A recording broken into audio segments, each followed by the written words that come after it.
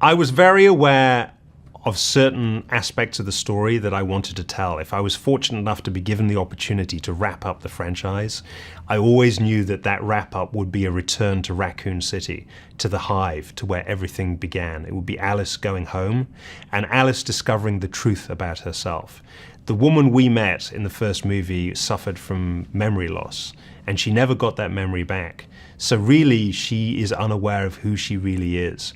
And I've been aware of who she is throughout the entire franchise, and I've been waiting a long time to wrap things up and tell the audience the truth of who the Alice character is, how that relates to the Red Queen, and what the real agenda of the Umbrella Corporation has been all along.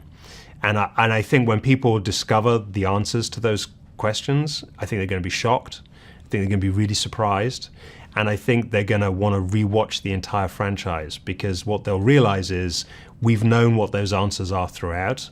And I think you can watch the franchise all over again and see it in a completely different way when you discover the truth.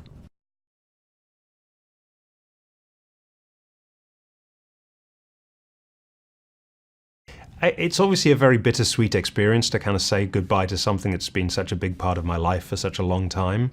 But it's also very exciting to bring everything to a climax and do it in a way and on a scale that I've been allowed to do. This is not a franchise that's ending with a whimper. It's ending with a big, big bang.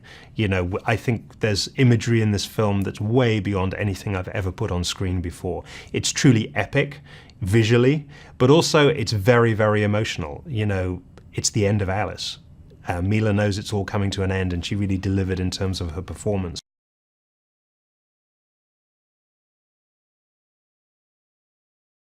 There is a giant mutated flying creature that we glimpsed at the end of the last movie that we really deliver in this film. It's one of the high points of the movie is Mila driving and being chased. It's like her versus a flying creature. It's really terrific, terrific scene. Very energized, very, very scary. And the whole movie, I don't want to give everything away, but the whole movie is peppered with creatures from the franchise. And right from the start of the franchise to the end of the video game franchise, I've taken creatures from pretty much every single one of the video games. I think this is kind of like a creature all-star movie. It's like whatever your favorite creature is, I think the chances are it's in this movie and it's popping out of somewhere unexpected to terrify you.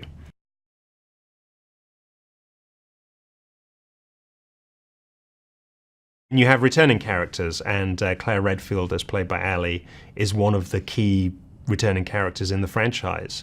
And, I think I've always seen Resident Evil as being about two strong women.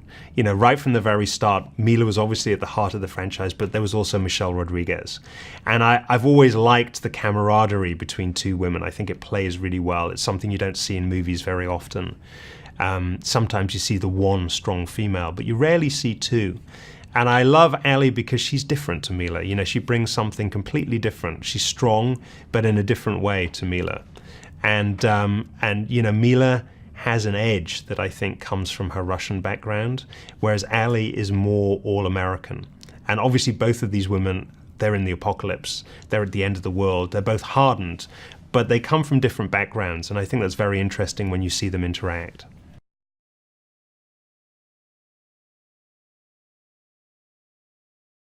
Well, I've always seen myself as an international filmmaker. I mean, I've never been an American filmmaker. I certainly don't see myself as a British filmmaker. I've made movies that have been financed and play around the world. I've seen myself as a global filmmaker, I think, right from the very start. My very first movie with Jude Law, Shopping, it was set in the UK, but it was partly financed by a Japanese company. So I've always been very aware of my movies being watched by an international audience. And also we're dealing with the end of the world, and it's the whole world that's ending. It's not just North America. And I always feel like that should be represented, and that's why I like drawing actors from different parts of the world.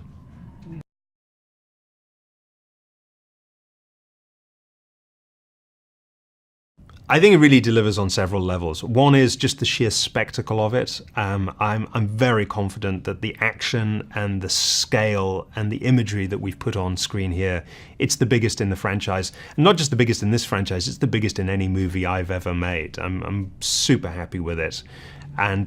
But I think we combine that scale with a level of emotion and sophistication that we've never had in the franchise before.